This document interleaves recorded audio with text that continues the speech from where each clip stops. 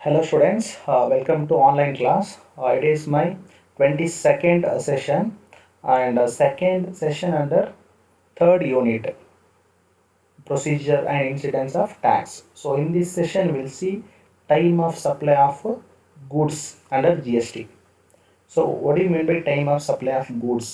Time of supply means the point in time when goods or services are considered supplied.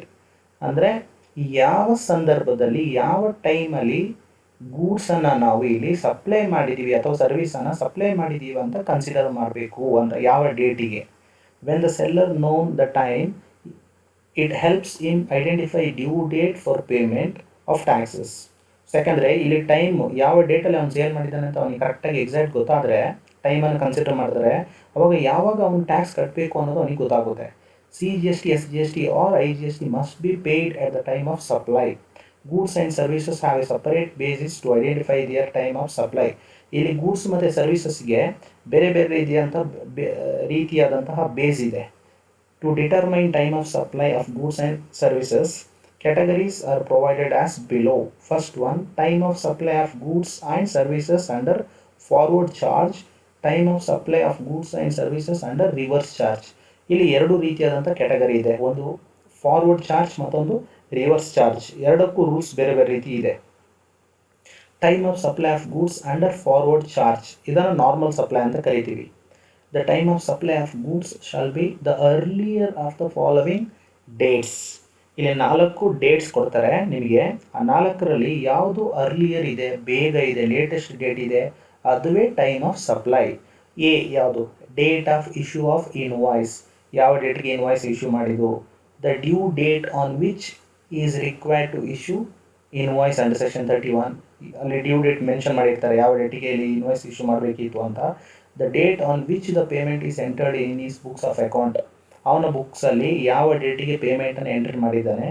The date on which the payment is credited two is bank account, ಯಾವ ಡೇಟಿಗೆ ಅವನ bank ಅಕೌಂಟಿಗೆ amount credit ಆಗಿದೆ. ಈ 4 date ಕೊಡ್ತಾರಲ್ಲ, ಈ 4ರಲ್ಲಿ ಯಾವುದು latest ಇದೆ ಅದುವೇ time of supply. Next, time of supply of goods under reverse charge. In case of reverse charge, time of supply shall be the earliest of the following dates. ಇಲ್ಲಿ ಕೂಡ ಅಷ್ಟೇ, ಈ 4 ಆಪ್ಷನ್ ಕೊಟ್ಟಿದ್ದಾರಲ್ಲ, ಇದರಲ್ಲಿ earliest date the date of the receipt of goods, ಯಾವ ಡೇಟಿಗೆ ಏನು ರಿಸಿಪ್ಟನ್ನು ಇಶ್ಯೂ ಮಾಡಿದ್ದೀವಿ ಅದು. The date of payment as entered in the books of account of the earliest receipt, ನಾವು ಯಾವ ಡೇಟಲ್ಲಿ ಪೇಮೆಂಟನ್ನು ಎಂಟರ್ ಮಾಡಿದ್ವಿ ಬುಕ್ಸಲ್ಲಿ. The date on which the payment is debited in is bank account. ಈಗ ಇದು ನೋಡಿ, ಇಲ್ಲಿ ಮೇಲ್ಗಡೆ ಫಾರ್ವರ್ಡ್ ಚಾರ್ಜ್ ಅಂತಂದರೆ ನಾವು ಸೇಲ್ ಮಾಡುವಾಗ ಯಾವ ಟೈಮ್ ಆಫ್ ಸಪ್ಲೈಯನ್ನು ಯಾವ ಡೇಟನ್ನು ಕ್ಯಾಲ್ಕುಲೇಟ್ ಮಾಡೋದು ಅಂತ ನೋಡಿದ್ದು. ಕೆಳಗಡೆ ರಿವರ್ಸ್ ಚಾರ್ಜ್ ಅಂತಂದರೆ ನಾವು ಪರ್ಚೇಸ್ ಮಾಡುವಾಗ ನಾವು ದುಡ್ಡು ಬೇರೆಯವ್ರಿಗೆ ಕೊಟ್ಟಿರ್ತೀವಿ, ಕೊಡೋತ್ತಿಗೆ ಚೆಕ್ ಕೊಡ್ತೀವಿ. ಯೂಶ್ವಲ್ ಆಗಿ ಚೆಕ್ ಕೊಡುವಾಗ ನಮ್ಮ ಅಕೌಂಟಿಂದ ಯಾವಾಗ ಅಮೌಂಟು ಡೆಬಿಟ್ ಆಗಿದೆ ಆ ಡೇಟ್ ನೋಡ್ಕೋಬೇಕು. ಆಮೇಲೆ the date immediately following 30 days from the date of issue of invoice. ಏನು ನಮಗೆ ಅಲ್ಲಿ ನಾವು ಪರ್ಚೇಸ್ ಮಾಡುವಾಗ ನಮಗೆ ಇನ್ವಾಯ್ಸ್ ಕೊಟ್ಟಿರ್ತಾರಲ್ಲ ಅವರು, ಅಲ್ಲಿಂದ ಆ ಯಾವ ಡೇಟಿಗೆ ಇನ್ವಾಯ್ಸ್ ಕೊಟ್ಟಿದ್ದಾರೆ ಅಲ್ಲಿಂದ 30 ದಿನ. ಸೊ ಈ 4 ಆಪ್ಷನಲ್ಲಿ ಯಾವ್ದು ಲೇಟೆಸ್ಟ್ ಇದೆ ಅದುವೇ time of supply of goods under reverse charge.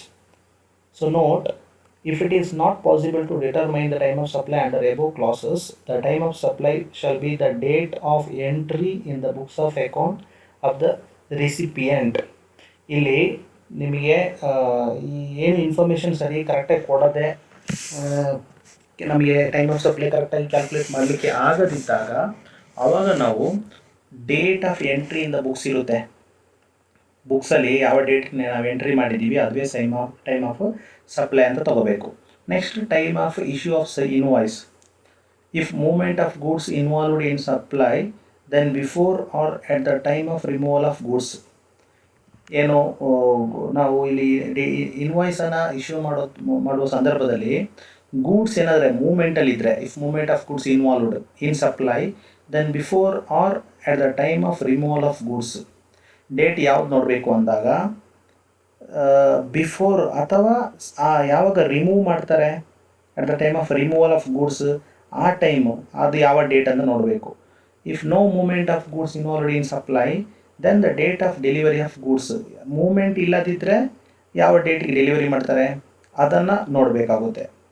If continuous supply of goods then earliest of the following. ಈಗ ಗೂಡ್ಸನ್ನು ಕಂಟಿನ್ಯೂಸಿಗೆ ಸಪ್ಲೈ ಮಾಡ್ತಾ ಇದ್ದಾಗ ಆವಾಗ ಇದೆರಡರಲ್ಲಿ ಯಾವುದು ಲೇಟೆಸ್ಟ್ ಇದೆ ನೋಡಬೇಕು. Time when each statement is issued, time when each payment is received. Statement ಮತ್ತು ಪೇಮೆಂಟಲ್ಲಿ ಯಾವುದು ಲೇಟೆಸ್ಟ್ ಇದೆ ಅದನ್ನು ತೊಗೋಬೇಕು. If goods sent for approval then earliest of the following. ಗೂಡ್ಸನ್ನು ಎಲ್ಲಾದರೆ ಅಪ್ರೂವಲ್ಗೆ ಕಳಿಸಿದ್ರೆ ಆಮೇಲೆ ಇದರಲ್ಲಿ ಲೇಟೆಸ್ಟ್ ನೋಡಬೇಕು. Time when it becomes known that supply is taken place 6 months from the date of removal. ಇದೆರಡರಲ್ಲಿ ಯಾವುದು ಅರ್ಲಿಯೆಸ್ಟ್ ಇದೆ ಅದುವೇ ಟೈಮ್ ಆಫ್ ಸಪ್ಲೈ ಆಗುತ್ತೆ. ಸೊ ಈ ಕ್ವಶನ್ ನೋಡೋಣ. Problem: A of Delhi supplies goods to B of Mumbai. A has to send the goods delivery from Delhi to Mumbai. A sends the goods to B on 29th August 2019. Determine the time of supply in the following different scenarios. So ಇಲ್ಲಿ ನೋಡಿ, A has to send the goods delivery from Delhi to Mumbai. ಡೆಲ್ಲಿಯಿಂದ ಮುಂಬೈಗೆ ಗೂಡ್ಸನ್ನು A ಕಳಿಸ್ಕೊಡ್ಬೇಕು. A send the goods to B on 20th August. 29th Augustಗೆ ಗೂಡ್ಸನ್ನು ಕಳಿಸ್ಕೊಡ್ತಾ ಇದ್ದಾನೆ. ಸೊ ಇಲ್ಲಿ ಕೆಳಗಡೆ 4 ಆಪ್ಷನ್ಸ್ ಕೊಟ್ಟಿದ್ದಾರೆ ನೋಡಿ. ಒಂದು, date of removal of goods, ಯಾವ ಡೇಟಿಗೆ ಗೂಡ್ಸನ್ನು ರಿಮೂವ್ ಮಾಡಿದ್ದಾರೆ. Second, date of issue of invoice. Next, last date for issue of tax invoice. Next, date on which payment is entered in the books of account. Date on which payment is credited in the bank account. So 5 option ಇದೆ. ಇದು 5ರಲ್ಲಿ ಕೂಡ latest date ನೋಡಿಕೊಂಡ್ರೆ ಸಾಕು ಅಷ್ಟೇ. So next solution format ನೋಡಿ. ಸೊಲ್ಯೂಷನ್ಗೆ ಈ ಥರ ಬರುತ್ತೆ format: serial number, criteria for determining time of supply, ಆಮೇಲೆ ಡೇಟ್, ಲಾಸ್ಟ್ಗೆ ಟೈಮ್ ಆಫ್ ಸಪ್ಲೈ, ಆನ್ಸರ್. ಈಗ ಫಸ್ಟ್ ಸಿನಾರಿಯೋದಲ್ಲಿ ನೋಡಿ, ಆ ಕ್ರೈಟೀರಿಯಾದೊಳಗಡೆ ಇಲ್ಲಿ ಮೇಲ್ಗಡೆ ನೋಡಿ ಉದ್ದಕ್ಕೆ ಕೊಟ್ಟಿದ್ದಾರಲ್ಲ ಬಾಕ್ಸಲ್ಲಿ. ಈಗ ಫಸ್ಟ್ ಯಾವುದು, date of removal of goods, ಆಮೇಲೆ date of invoice, issue of invoice, last date for issue of tax invoice. ಇದು 5 ಇದೆಯಲ್ಲ, ಇದು 5ಅನ್ನು ಕೂಡ ಇಲ್ಲಿ 5ರಲ್ಲಿ ಈಗ ಇಲ್ಲಿ 4 ನಾವು ತಗೋತೀವಿ. ಯಾವುದೆಲ್ಲ ಅಂದರೆ, date of issue of invoice ಇರುತ್ತೆ, due date of issue of invoice, date of payment entered in the books of account, date of payment credited in the books of account. ಇಲ್ಲಿ ಇಲ್ಲ, ಇದು ಬೇಡ. ಈ last date for issue of tax invoice ಬೇಡ. ಈಗ ಇಲ್ಲಿ date ಅದು ಬಿಟ್ಟು ಡೇಟ್ ನೋಡಿ, date of issue of invoice issue ಮಾಡಿದ್ದು ಯಾವಾಗ, 29th Augustಗೆ. ಆ ಒಂದು ಸೀರಿಯಲ್ ನಂಬರ್ 1 ಮುಂದೆನೇ ನೋಡ್ತಾ ಹೋಗಿ. ಆಮೇಲೆ ಅದೇ date of issue of invoice ಯಾವಾಗ, ಅದು ಸಹ 29th August. ಆಮೇಲೆ date on which payment is entered, payment enter ಆಗಿದೆ ಯಾವಾಗ, 31st August. ಅದೇ ಕ್ರೆಡಿಟ್ ಆಗಿದೆ ಯಾವಾಗ, 1st September. ಓಕೆ, ಈ 4ರಲ್ಲಿ ಯಾವುದು ಡೇಟ್ ಲೇಟೆಸ್ಟ್ ಇದೆ ನೋಡಿ. 2 ಡೇಟು ಒಟ್ಟಿಗೆ ಇದೆ, ಯಾವುದು, 29th August, ಅದುವೇ ಲೇಟೆಸ್ಟ್. ಅದೆರಡರಲ್ಲಿ ಯಾವ್ದಾದ್ರು ಒಂದನ್ನು ತಗೊಳ್ಳುವಂಥದ್ದು ಆನ್ಸರ್. ಸೊ ಇಲ್ಲಿ ಬ್ರಾಕೆಟಲ್ಲಿ ರೆಡ್ ಮಾರ್ಕ್ ಮಾಡಿ ಬರ್ತಿದ್ದೀನಿ ನೋಡಿ, ರೆಡ್ ಇಂಕಲ್ಲಿ, ವಿಚ್ ಎವರ್ ಈಸ್ ಅರ್ಲಿಯರ್ ಅಂತ.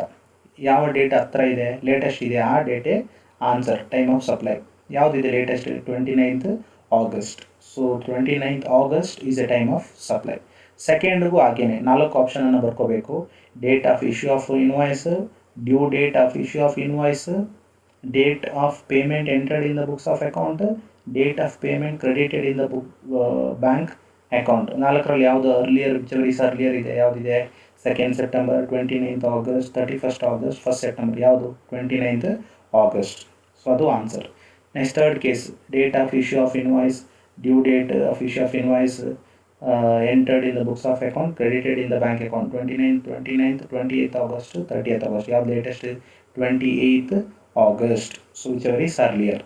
ಸೊ ಅಗೇನ್ ಫೋರ್ತ್ ಕೇಸಲ್ಲೂ ಅಷ್ಟೇ ನೋಡಿ, 4th September, 29th August, 27th August, 30th September. ಯಾವ್ದು latest, 29th August is a answer. ಇಷ್ಟೇ ಟೈಮ್ ಆಫ್ ಸಪ್ಲೈ. ತುಂಬ ಸಿಂಪಲ್ ಕಾನ್ಸೆಪ್ಟ್. Thank you.